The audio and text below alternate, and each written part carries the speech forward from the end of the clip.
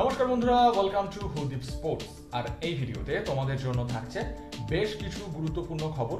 তো কোথাও যেও না, শেষ পর্যন্ত ভিডিওটা দেখতে থেকো, অনেক কিছু রয়েছে তোমাদের জন্য এই ভিডিওতে।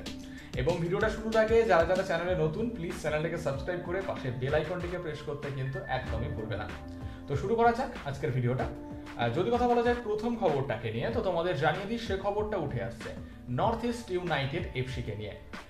এই গুরুত্বপূর্ণ ক্লাবের একজন ভারতীয় উইঙ্গার জিতিন এমএস, 27 বছর বয়সী জিতিন এমএস, তিনি কিন্তু আবারও খেলবেন নর্থ ইস্ট ইউনাইটেড এফসিতে।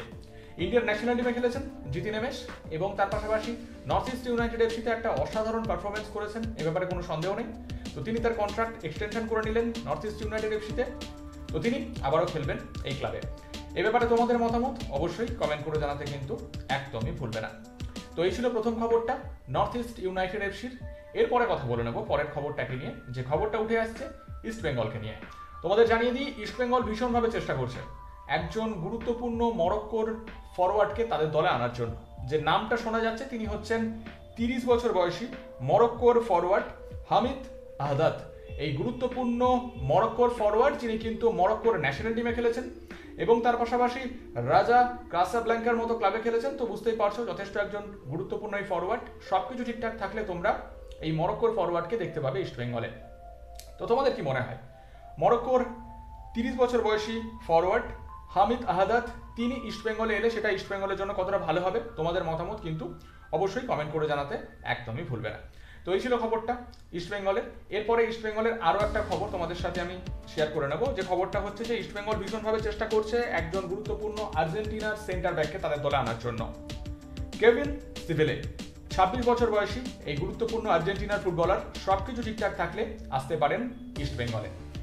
এবং তোমাদের জানিয়ে দিই, ইস্ট বেঙ্গল কিন্তু ভীষণভাবে চেষ্টা করছে এই প্লেয়ারটাকে আনার জন্য। তো কেভিন সিভেলে এই প্লেয়ারটার কথা যদি বলা যায়, তিনি কিন্তু রিভার প্লেট, ভ্যালেন্সিয়ার মতো ক্লাবে খেলেছেন, তার পাশাপাশি ক্যাস্টেলন এবং পনফেরাডিনার মতো ক্লাবে খেলেছেন এবং তার পাশাপাশি অ্যাথলেটিকো বালিয়ারেসের মতো ক্লাবে খেলেছেন। তো বুঝতেই পারছো যথেষ্ট একজন ট্যালেন্টেড এই আর্জেন্টিনার সেন্টার ব্যাক। সবকিছু ঠিকঠাক থাকলে তোমরা এই ফুটবলারটাকে দেখতে পাবে ইস্ট বেঙ্গলে খুব তাড়াতাড়ি। তো তোমাদের কি মনে হয়, কেভিন সিভেলে 26 বছর বয়সী এই গুরুত্বপূর্ণ আর্জেন্টিনার সেন্টার ব্যাক তিনি ইস্ট বেঙ্গলে এলে সেটা ইস্ট বেঙ্গলের ডিফেন্সকে কতটা শক্তিশালী করবে?